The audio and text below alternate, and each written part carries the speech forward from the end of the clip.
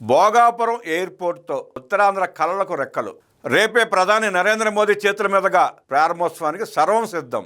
2703 ఎకరాల విస్తీర్ణం, 4727 కోట్ల రూపాయల వ్యయం, 3800 మీటర్ల రన్వే ప్రధాన ఆకర్షణగా నిలవనుంది.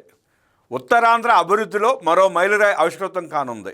విజయనగరం జిల్లా భోగాపురంలో 4727 కోట్ల రూపాయల వ్యయంతో నిర్మించిన అల్లూరి సీతారామరాజు అంతర్జాతీయ విమానాశ్రయం వచ్చే నెల నుంచి వాణిజ్య కార్యకలాపాలకు సిద్ధమవుతోంది. ఆగస్టు 1వ తేదీన ఈ అంతర్జాతీయ విమానాశ్రయాన్ని ప్రారంభించేందుకు ప్రధాని నరేంద్ర మోదీ భోగాపురం వస్తున్నారు. ప్రధాని రాకకు విమానాశ్రయ ప్రారంభోత్సవానికి అన్ని రకాల ఏర్పాట్లు చేస్తున్నారు. భోగాపురం ఎయిర్పోర్ట్ ప్రారంభోత్సవానికి కూటమి ప్రభుత్వం అత్యంత ప్రతిష్టాత్మకంగా తీసుకుంది. ఉత్తరాంధ్ర జిల్లాలకు ఈ ప్రాజెక్ట్ కీలకం కావడంతో ఈ ఎయిర్పోర్ట్ ప్రారంభోత్సవానికి కూటమి సర్కార్ అత్యధిక ప్రాధాన్యం ఇస్తోంది. విశాఖను అంతర్జాతీయంగా అభివృద్ధి చెందిన నగరాల సరసన చేర్చేలా రాష్ట్ర ప్రభుత్వం ప్రణాళికలు రచిస్తోంది. ఈ నేపథ్యంలో అదే స్థాయి ప్రమాణాలతో భోగాపురం ఎయిర్పోర్ట్ సిద్ధమైంది. కేవలం విమాన ప్రయాణ కేంద్రంగానే కాకుండా పరిశ్రమలు, ఉపాధి, ఎగుమతులు, నైపుణ్యాభివృద్ధి, పరిశోధనలకు కేంద్ర బిందువుగా మారేలా అల్లూరి సీతారామరాజు ఎయిర్పోర్ట్కు రూపకల్పన చేశారు. దేశంలోని అత్యంత వేగంగా పూర్తయిన గ్రీన్ఫీల్డ్ అంతర్జాతీయ విమానాశ్రయాల్లో భోగాపురం ఒకటి. నిర్మాణం ప్రారంభమైన కేవలం 31 నెలల్లోనే పనులు పూర్తి చేయడమే కాకుండా మొదట నిర్ణయించిన గడువు కంటే దాదాపు 5 నెలల ముందే సిద్ధం చేశారు. ఉమ్మడి విశాఖపట్నం, విజయనగరం, శ్రీకాకుళం జిల్లాల ఆర్థిక అభివృద్ధికి, పర్యాటక రంగ విస్తరణకు, పారిశ్రామిక పెట్టుబడులకు, ఎగుమతులకు, లాజిస్టిక్స్కు, ఏరోస్పేస్, డిఫెన్స్ రంగాల అభివృద్ధికి ఈ విమానాశ్రయం కీలక మౌలిక వసతిగా మారనుంది. GMR Visakhapatnam international airport limited ద్వారా పీపీపీ విధానంలో design, build, finance, operate and transfer పద్ధతిలో భోగాపురం అంతర్జాతీయ విమానాశ్రయాన్ని అభివృద్ధి చేశారు. మొత్తం 2703 ఎకరాల విస్తీర్ణంలో ఈ సమగ్ర ప్రాజెక్టును అభివృద్ధి చేశారు. విమానాశ్రయం 2203 ఎకరాలు, ఏవియేషన్ హబ్ 500 ఎకరాలు, ఏవియేషన్ యూనివర్సిటీ, ఎడ్జ్ సిటీ 136 ఎకరాలు కేటాయించారు. విమానాశ్రయ పరిధిలో air side development, city side commercial development, residential development, approach రోడ్లు వంటి మౌలిక వసతులను ప్రణాళికాబద్ధంగా అభివృద్ధి చేశారు. 3800 మీటర్ల పొడవైన రన్వే ఈ విమానాశ్రయానికి ప్రధాన ఆకర్షణ. వైడ్ బాడీ విమానాల కార్యకలాపాలకు అనుకూలంగా దీనిని రూపొందించారు. అంటే Boeing 777, Boeing 787 dream liner, Airbus 330, Airbus 340 వంటి భారీ ఎయిర్ క్రాఫ్ట్లు భోగాపురం ఎయిర్పోర్ట్ నుంచి రాకపోకలు సాగించగలవు. ఇక airfield, ground lighting, navigation AIDS, infrastructure వంటి ఆధునిక భద్రతా వ్యవస్థలు ఎయిర్పోర్ట్లో అందుబాటులో ఉన్నాయి. దేశీయ, అంతర్జాతీయ విమాన కార్యకలాపాలను సమర్థవంతంగా నిర్వహించేందుకు అవసరమైన ప్రమాణాలతో ఎయిర్ సైడ్ మౌలిక వసతులను అభివృద్ధి చేశారు. భోగాపురం విమానాశ్రయాన్ని భవిష్యత్ అవసరాలను దృష్టిలో ఉంచుకుని మాడ్యులర్ విధానంలో అభివృద్ధి చేశారు. తొలి దశలో ఏటా సుమారు 60 లక్షల మంది ప్రయాణికులను నిర్వహించే సామర్థ్యం ఉంటుంది. భవిష్యత్తులో దశలవారీ విస్తరణ ద్వారా ఈ సామర్థ్యాన్ని ఏటా 4 కోట్ల మంది ప్రయాణించేలా విస్తరించేందుకు మాస్టర్ ప్లాన్ రూపొందించారు. ప్రయాణికుల రద్దీ పెరిగే కొద్దీ టెర్మినల్, ఎయిర్ సైడ్, కమర్షియల్ మౌలిక వసతులను విస్తరించేందుకు వీలుగా ప్రాజెక్టును రూపొందించారు. భోగాపురం అంతర్జాతీయ విమానాశ్రయంలో ఆధునిక సాంకేతిక పరిజ్ఞానం విస్తృతంగా వినియోగిస్తున్నారు. ప్రయాణికుల సౌకర్యం, వేగవంతమైన ప్రాసెసింగ్, ఆపరేషనల్ సామర్థ్యాన్ని పెంచేందుకు కాంటాక్ట్ బోర్డింగ్ బ్రిడ్జిలు, కామన్ యూజ్ పాసెంజర్ ప్రాసెసింగ్ వ్యవస్థ, self baggage drop, self service passenger processing, smart surveillance, access control, security management system, integrated operational control and monitoring వంటి ఆధునిక సదుపాయాలను ఏర్పాటు చేశారు. ఉత్తరాంధ్ర ఎగుమతులు, పారిశ్రామిక అభివృద్ధికి భోగాపురం విమానాశ్రయం కీలకంగా మారనుంది.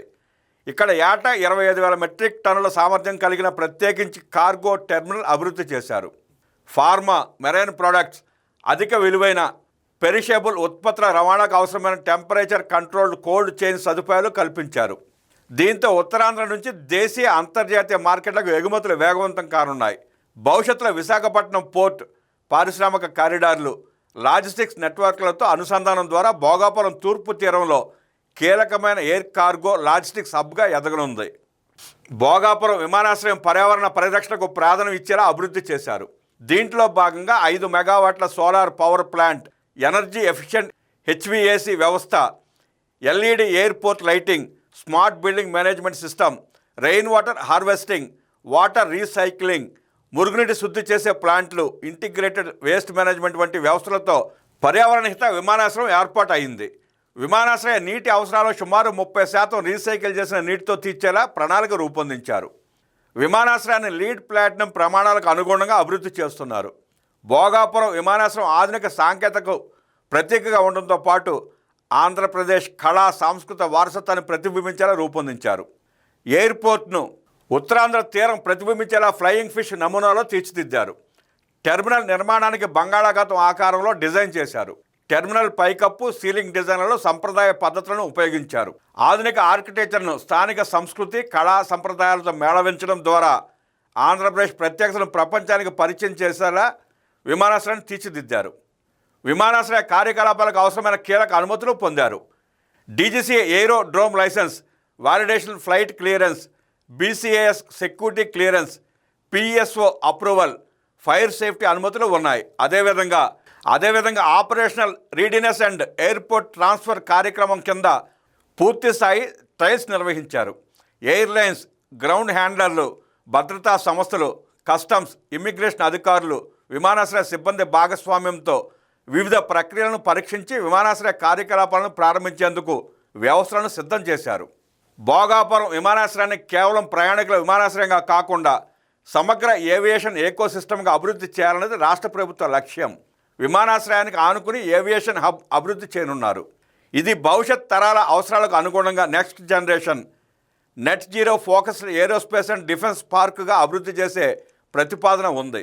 ఈ హబ్లో ఎంఆర్ఓ కేంద్రాలు, ఏరోస్పేస్, డిఫెన్స్ తయారీ, aircraft assembly, aviation logistics, cargo మౌలిక వసతులు, డిజైన్, R&D కేంద్రాలు, ఏవియేషన్ ట్రైనింగ్ అకాడమీలు, స్కిల్ డెవలప్మెంట్ సంస్థలు, ఇన్నోవేషన్ కేంద్రాలు వంటి వాటిని అభివృద్ధి చేయనున్నారు. ఈ ఏవియేషన్ హబ్ ద్వారా సుమారు 20,000 కోట్ల రూపాయల పెట్టుబడులను ఆకర్షించడం లక్ష్యంగా పెట్టుకున్నారు. పూర్తి స్థాయిలో అభివృద్ధి చెందితే 60,000కు పైగా ప్రత్యక్ష ఉద్యోగాలు, 120,000కు పైగా పరోక్ష ఉద్యోగాలు కల్పించే సామర్థ్యం ఉందని అంచనా. విమానాశ్రయానికి అనుబంధంగా GMR మాన్సాస్ ఏవియేషన్ ఎడ్యుసిటీ అభివృద్ధి చేయనున్నారు. Aviation, aerospace, defence, drones, emerging టెక్నాలజీల రంగాల్లో విద్యా, పరిశోధన, నైపుణ్యాభివృద్ధి, ఇన్నోవేషన్కి ఇది కేంద్రంగా మారనుంది. ఈ ప్రాజెక్ట్ ద్వారా సుమారు 3,000 నుంచి 5,000 కోట్ల రూపాయల పెట్టుబడులను ఆకర్షించడం, దాదాపు 9,000 మంది విద్యార్థులు, ఏటా 4,000 మంది ఎగ్జిక్యూటివ్ ఎడ్యుకేషన్ పార్టిసిపెంట్లకు అవకాశాలు కల్పించడం లక్ష్యంగా ఉంది. అంతర్జాతీయ, జాతీయ విద్యా సంస్థలు, విశ్వవిద్యాలయాలు, పరిశ్రమల భాగస్వామ్యంతో ఏవియేషన్ రంగానికి అవసరమైన నైపుణ్యం కలిగిన మానవ వనరులను తయారు చేయడమే లక్ష్యం. భోగాపురం విమానాశ్రయ నిర్మాణంలో రాష్ట్ర ప్రభుత్వం కీలక భాగస్వామిగా నిలిచింది. భూమి సమీకరణ, నీటి సరఫరా, విద్యుత్, రహదారులు తదితర మౌలిక వసతుల కోసం రాష్ట్ర ప్రభుత్వం మొత్తం 1,582.97 కోట్ల రూపాయలు వెచ్చించింది. భూసేకరణ 944.40 కోట్ల రూపాయలు, నీటి సరఫరా 75 కోట్ల రూపాయలు, విద్యుత్ సరఫరా 97.31 కోట్ల రూపాయలు, ఫండెడ్ వర్క్స్ 134.55 కోట్ల రూపాయలు, కనెక్టివిటీ రోడ్ల అభివృద్ధి 301 కోట్ల రూపాయలు, రహదారుల కనెక్టివిటీ 3,25,00,000 రూపాయలు, ఇరిగేషన్ కెనాల్ పనులు 27 కోట్ల రూపాయలు ఖర్చు చేశారు. విమానాశ్రయానికి అనుసంధానంగా అప్రోచ్ రోడ్లు, మెయిన్ యాక్సెస్ రోడ్లు, ఇతర కనెక్టివిటీ మౌలిక వసతులను కూడా అభివృద్ధి చేశారు. ఉత్తరాంధ్రలోని 3 ఉమ్మడి జిల్లాలతో పాటు కోస్తా ప్రాంతం, పొరుగు రాష్ట్రాల ప్రాంతాలకు కూడా విమానయాన కనెక్టివిటీ మరింత సులభతరం కానుంది. భోగాపురం అంతర్జాతీయ విమానాశ్రయం ప్రారంభంతో ఉత్తరాంధ్రలో కొత్త ఆర్థిక అవకాశాలు తెరుచుకోనున్నాయి. పర్యాటకం, హాస్పిటాలిటీ, లాజిస్టిక్స్, గిడ్డంగులు, ఎగుమతులు, ఫార్మా, మెరైన్ ఉత్పత్తులు, ఐటీ, ఏరోస్పేస్, డిఫెన్స్ తయారీ రంగాలకు ఇది కొత్త ఊతం ఇవ్వనుంది. అరకు, లంబసింగి, విశాఖ తీర ప్రాంతం, విజయనగరం, శ్రీకాకుళం వంటి ప్రాంతాల్లో పర్యాటక అభివృద్ధికి ఇది దోహదపడుతుంది. విమానాశ్రయ చుట్టూ aviation hub, aviation university, cargo, logistics, MRO, aerospace, defence పరిశ్రమలు అభివృద్ధి చెందడం ద్వారా విశాఖపట్నం, భోగాపురం గ్రోత్ కారిడార్ భవిష్యత్తులో దేశంలోని కీలక ఆర్థిక, పారిశ్రామిక కారిడార్లలో ఒకటిగా ఎదిగే అవకాశం ఉంది. భోగాపురం అంతర్జాతీయ విమానాశ్రయ నిర్మాణానికి 2019 ఫిబ్రవరి 14న ముఖ్యమంత్రి చంద్రబాబు శంకుస్థాపన చేశారు. అయితే ప్రభుత్వం మారిన తర్వాత విమానాశ్రయ ప్రాజెక్టు నిర్మాణ ప్రక్రియలో ఆలస్యం చోటు చేసుకుంది. 2014-19 మధ్యకాలంలో భూసేకరణ తదితర ప్రక్రియలను అప్పటి ప్రభుత్వం దాదాపు పూర్తి చేసింది. 2024లో రాష్ట్రంలో కూటమి ప్రభుత్వం అధికారంలోకి వచ్చిన తర్వాత భోగాపురం అంతర్జాతీయ విమానాశ్రయ ప్రాజెక్టుపై ప్రత్యేక దృష్టి పెట్టింది.